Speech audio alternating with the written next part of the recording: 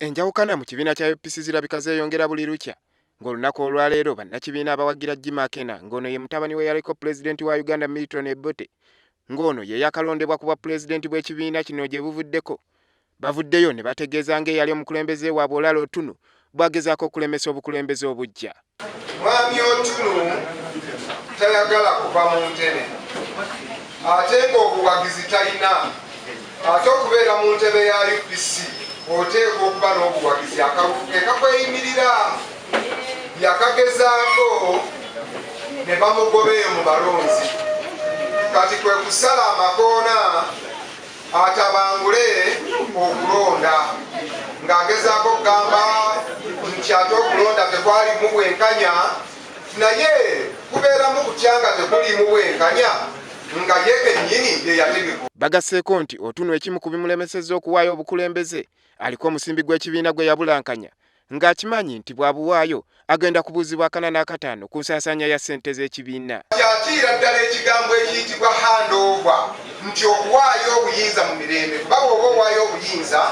oteekako ne lipooti nti mwampa ssente bwe ziti n'enzikozesa bwe nti ekyo ali kyewala kyava ateekawo obuvuyovuyo naye ekyo tekijja muyamba kubanga twamuwa miliyoni 95 mu 2011 yesimbewo ku bwa pulezidenti teyeekubira na kalulu ye nga ye teyakampeyiningirako bantu baffe talina kyeyakola sente ezo tatubuuliranga ngeri kiyazikozesa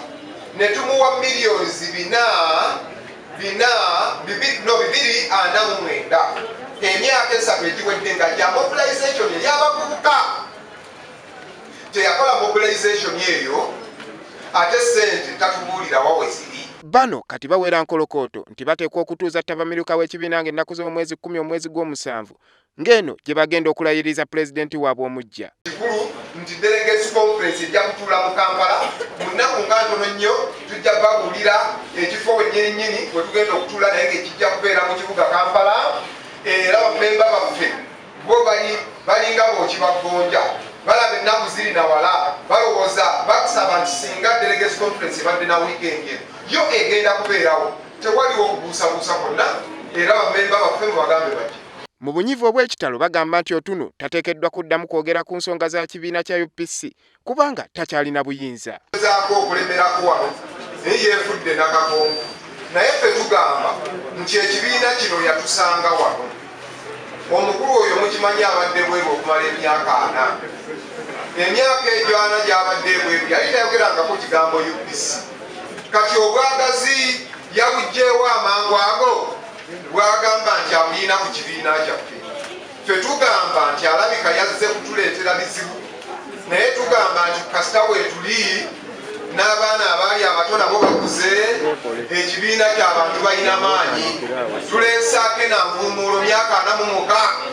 ng'eggwanga liri mu nteekateeka okulonda omukulembeze omujja omwaka gwa 2016 ate oba oludda oluvuganya gavumenti bafumbekeddemu entalo ezitagambika nga n'olunaku olw'eggulo ebikonde byanyose ku kitebe kya Democratic Party wano mu Kampala ku City House olw'obutakkaanya mu bannakibiina.